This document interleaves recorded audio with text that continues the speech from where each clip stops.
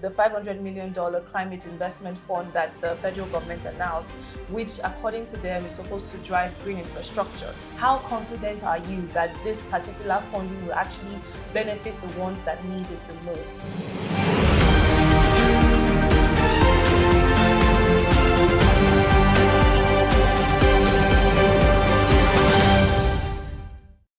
Hello and welcome to another episode of Policy on the Go. Today we take a deep dive into a wave of recent government actions, from the unveiling of Nigeria's 500 million climate investment platform to the NAFDAC ban on sachet alcohol, a policy that has sparked debate across markets and communities.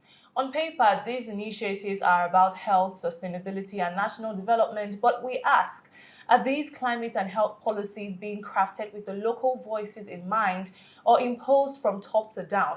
And what do they mean for the everyday Nigerians? I'm joined by Ageno Uba, founder of Fusion Environmental Consult and Services Limited. It's very good to have you join us again. How are you doing today? Fine, it's a pleasure to be here. Yeah, all right. So looking forward to the conversation with you. The last time we had you and you spoke about the COP, and it was a very insightful conversation. So now we want to come to our home, town here in Nigeria. A recent wave of policies have been implemented or announced by the federal government. We want to start with the $500 million climate investment fund that the federal government announced, which according to them is supposed to drive green infrastructure. So, but first of all, I want to get your thoughts on that. What idea do you have of this particular initiative? What are your thoughts on it, especially towards looking from who would benefit from it? Because when we have funds like this, it's usually just the elite developers. Does it really get to the people that need it the most? That is the average Nigerians that are actually impacted by climate change. So, first of all, I want to hear your thoughts on this particular announcement by the federal government, and how confident are you that this particular funding will actually benefit the ones that need it the most? Okay, thank you. First of all, I would like to say I think the NICP, which is the Nigerian Climate Investment Platform, is a promising step. But first, we need to understand and get the governance structure of that particular fund much, because over the years there's been a lot of misappropriation of some of those funds, and I think it's with the initiative being in partnership with the NSIA, Nigerian Sovereign Investment Authority, African 50, and a host of other bodies. I think we should be able to get it right.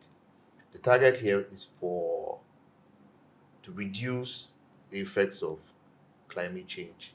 And I think if we stick with the DRE plans that the whole fund is unveiling, we should be able to go a long way. So I think it's a welcome development. So we all have to play our own roles: stakeholders, CSOs, NGOs, and even independent bodies who can monitor the fund and see exactly where it goes to. Things like. All right. So how do you think we'll be able to measure the impact of this fund? At what point would you be able to say, okay, it was successful?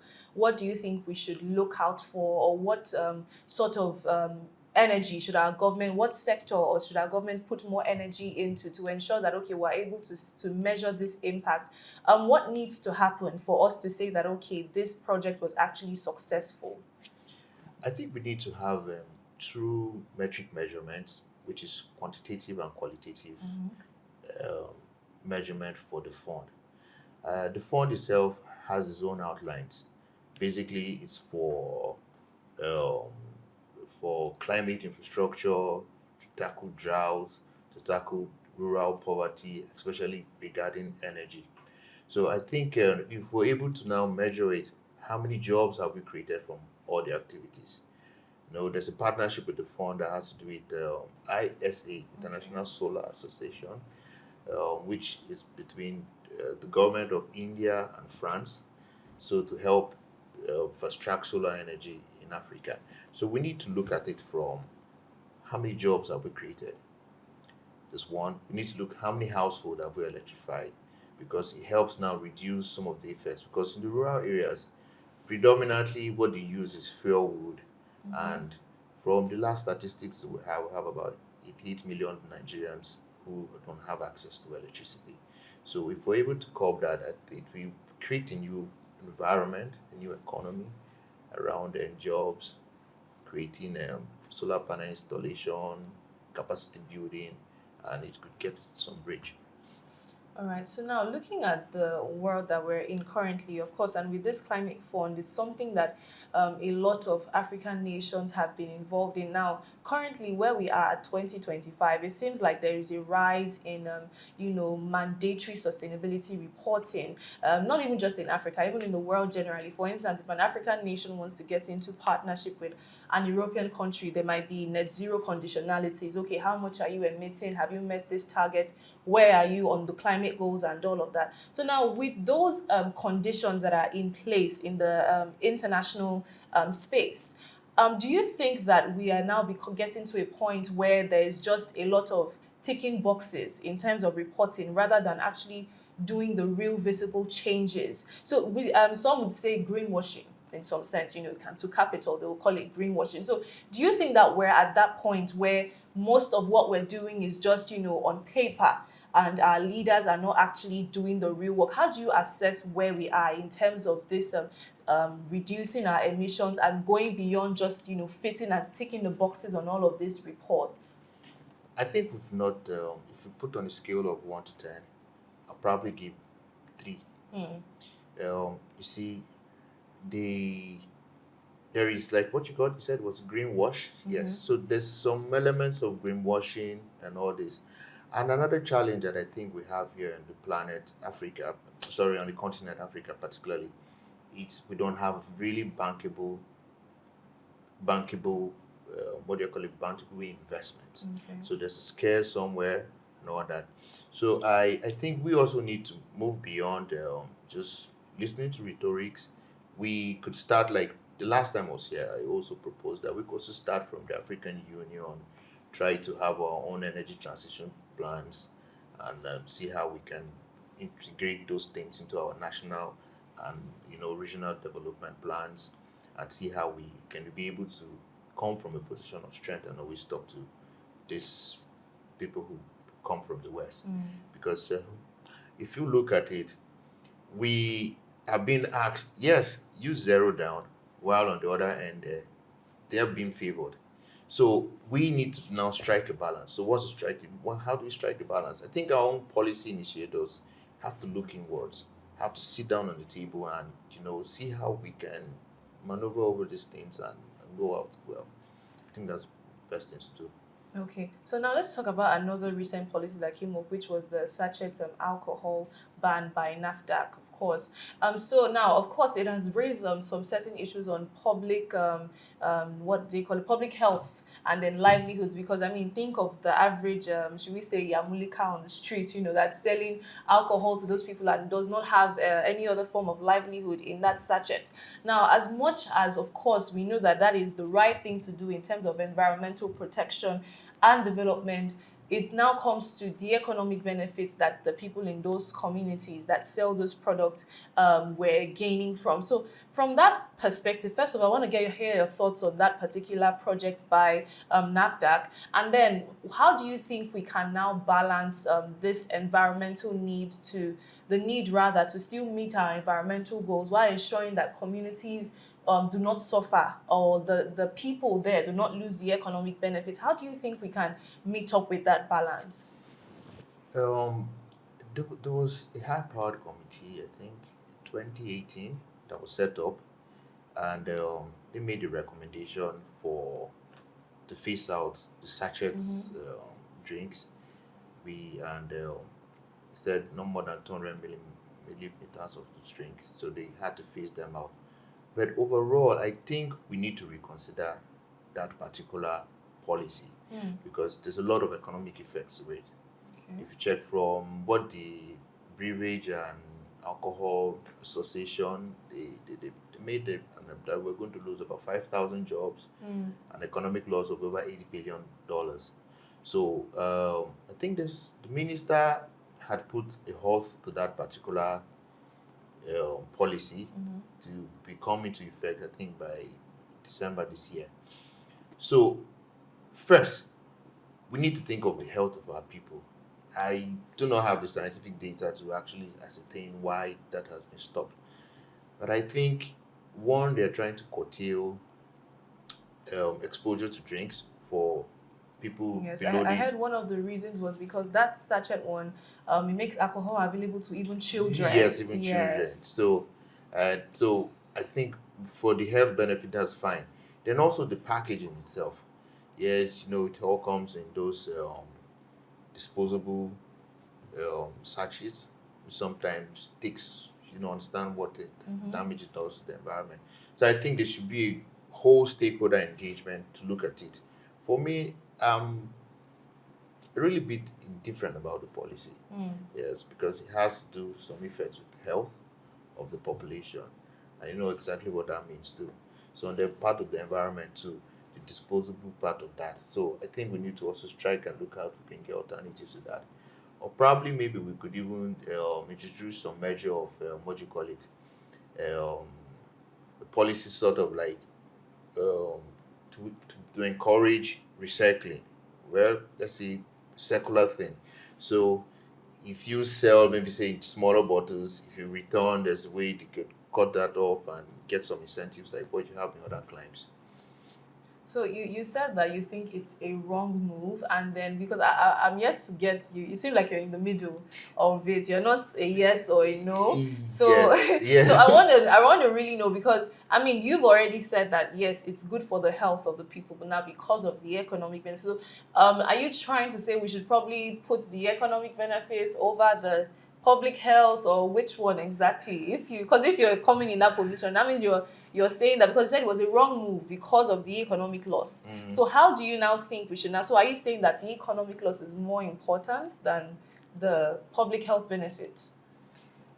You know, it's a very difficult question to answer. It's a difficult question to answer. And it's a difficult position to take. And so I think we should thoroughly reevaluate the Okay. policy as a whole, from the economic perspective, the health perspective, and otherwise too.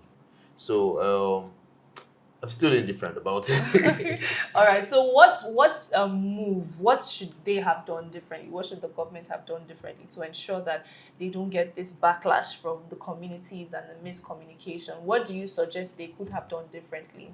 I think fundamentally there's a problem of information penetration, Okay. especially from the part of government. You see, I think we should drive stakeholder. I value a lot of stakeholder engagement, because when you have stakeholder engagement, the perspective could change. You could get input from other stakeholders on where you've not probably thought about, which gives you more insight on what to do. Just one of it. Then secondly, information penetration and dissemination. I think the way we spread information here, it's not really, it doesn't penetrate enough. And we live in an era where it's easy to get information on social media. There's Twitter, there's Facebook, all platforms. So I think we need to engage more using all the necessary platforms, because you just wake up sometimes that there's a policy bomb, it just comes up, and nobody knows what's happening. So But if you said, I mean, I don't think the government, just because this was something that has been in process, and that has been there has been little announcements here and there. Okay, we're going to do this. We're going to, and this announcement is not even supposed to take effect till December. So because I wouldn't say that the government is not doing enough, because sometimes when you look at it, the Nigerian population, especially, one thing that's common with us is just ignorance. Not many people are bothered about watching the news, or knowing what the government is doing, because everybody just has this idea the government is bad, we don't care what they're doing. So I don't know if we can fully say we want to say the government has not done enough information penetration, because I know they didn't just wake up to it. There's been a process, and even with this announcement, it's not taking full phase until the end of the year. So don't you think the citizens themselves also have a role to play, because there's a lot of ignorance when it comes to actually getting to know. No one, how many people really sit down to watch the news? Actually, because this particular policy is affecting mainly the local communities, those people that are on the streets and all of that. The real, the people in the urban areas hardly would purchase that kind of alcohol. So these main people that are affected by that, I don't know, most of them might not necessarily sit down to watch the news and all of that. So if we want, I don't think we can put everything on the government. But then again, how do we now allow the government to reach those people, knowing that they will not turn on their TV to watch the news? How do you suggest that they reach even those most rural communities that are actually affected by this policy? Yes, at the rural areas, you have churches, mosques, Okay. market squares, town halls. So I think they need to be more engagement at these town halls. That's what I mean. So that's why I brought in the thing about stakeholders. Okay. So everybody's a stakeholder. So we can easily come into the community at the town hall meeting, which they have sometimes weekly, monthly, or quarterly, or however the time is. You can sit down together and tell them, look, this is what the government thinks they have an agenda to do. This is the plan. This is what we think. So you now also have representative of the government at the local, state, and the federal level, and all those places to tell them that, look, this is what happens if you take this, because we're trying to curb a problem at the same time we're creating another problem. So that's why I told you I couldn't even answer the question. Yeah. If you now curb that, that means there'll be job losses, right? But you're also protecting the health of the citizens. So it's a mix. Everybody needs to find a balance. And of course, we know average Nigerian is just ignorant, Yeah. government, they just feel everything about government is extortionist or just being Yeah. a light centered. So I think we need to reevaluate that decision again. And regarding the information penetration, I think we need to also do more, because there's a lot of government policy that I think maybe people take a pinch of it ignorantly. They don't really stay focused to understand what the government is saying. But I think the government has the duty to just keep on saying it, repeating it and repeating it so it sticks. Okay. Yeah. All right. So we'll just take a pause on the conversation right now, and when we come back, we'll delve more into the conversation. Please don't go anywhere. We'll be right back.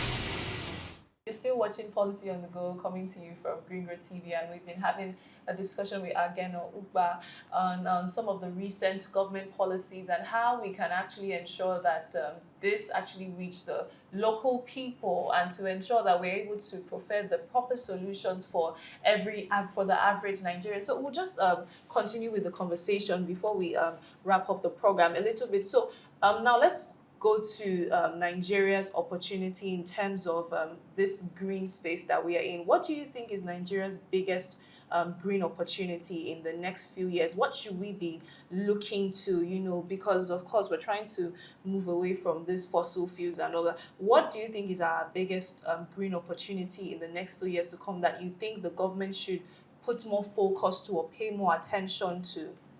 I think primarily we have two areas we need to just concentrate on. Solar energy.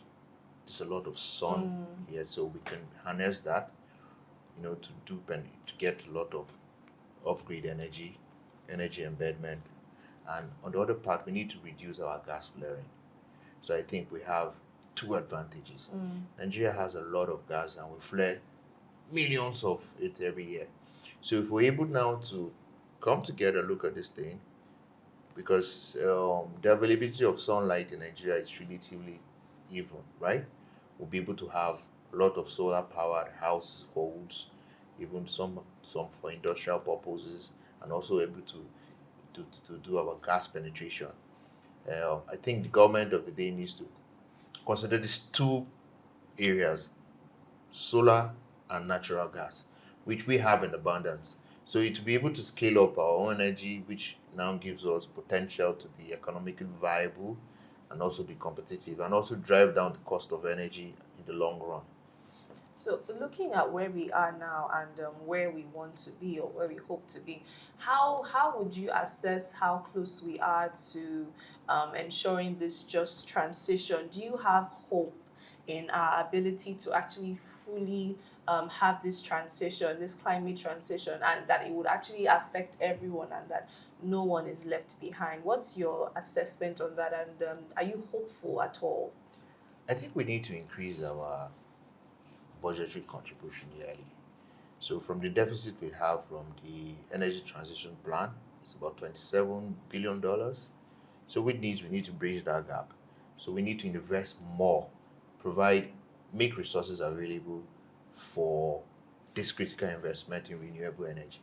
I think that would be the only way. Because right now the gap is not even. So if we could scale up maybe in another, we have a target of 2060. So if we're scaling up our budgetary um, provision yearly, we should be able to hit that target. But if not, well, we still have a long way to go. Because if you look critically, it's the initial cost for what you call it for renewable energy installation for solar and all that is really high. So I think maybe government needs to come up with some subsidies, yes, tax incentives to help people who, and also see how we can have our own indigenous factories or solar panel factories and all that, batteries and all that. If not, if we're still importing and with the high tariffs, its penetration will still be low. So it all has to do with financing. So I think finance is the key to it. So we need to prioritize financing, especially in that sector. Okay, so I mean, financing of course is number one on the list. But how about our government's commitment? Do you actually think, because even if they receive this financing, it's now a different thing if they choose to make that a priority. You know, it's possible that okay, they can have the funding for it, but is that their priority? So do you think that the Nigerian government is actually committed to prioritizing this transition at all to ensure that we get there? Yeah, I think we've done fairly well, to Okay. say so, to be honest. You know, in Africa, we were the first country to float the green bonds. That was in 2017. We had another one, I think, in 2020. I think there's one for this month. I think it's a 50 billion green bond. Okay. And we have one by the end of the year, which is about 300 billion, which has to all go in. The goal of it is to finance um, to sustainable infrastructure. So we're talking about solar panels, dam resistant, and drought resistant measures and all that for flooding. So I think we are doing well. Yes, I think we're fair enough. Okay. So I would just give us a pass with 55%. Okay. So I think it's fair. All right. Yes. Mhm. Okay. So and if you see, there are a lot of interest in that particular sector. So especially coming with the NCIP, you see pension funds, even independent fund managers are interested in that space. So if we're able to, you know, put this thing on, take those elements of corruption, introduce seamless governance mechanism, performance will be well. Okay. Yeah. So we're wrapping up the program now, but before we wrap up, just give us your final thoughts on the program and just the final takeaways as we wrap up the conversation. Okay, fine. I'm always excited to be here. That's one. And the last time I was here, from what I'm seeing today, there's a lot of improvement. And I make out time periodically to go through your YouTube channels, go through your various platforms to see what you're doing. So I must really commend Green Growth TV. Thank you so Yes, much. we're just hoping we'll grow stronger and bigger. Yes. So it's a pleasure. I'm always available to be here, so we could just always have this discussion. All right. So thank you. Thank you so much again. It's been a very wonderful conversation. From the conversation, what is important is that whether it's the 500 million climate investment platform or the sachet alcohol ban, what actually matters the most is how these policies land in the real world. Do they uplift the vulnerable communities, create jobs like we've seen, and protect future generations? Or do they just dip in equality and ignore those that they claim to serve? So as Nigeria maps its path towards sustainability, we ensure to ask the right questions and, of course, follow the money to ensure that no one is left behind. That's a wrap on today's episode of Policy on the Go. I'm Tony Ogubanjo. Many thanks for watching. It's bye for now.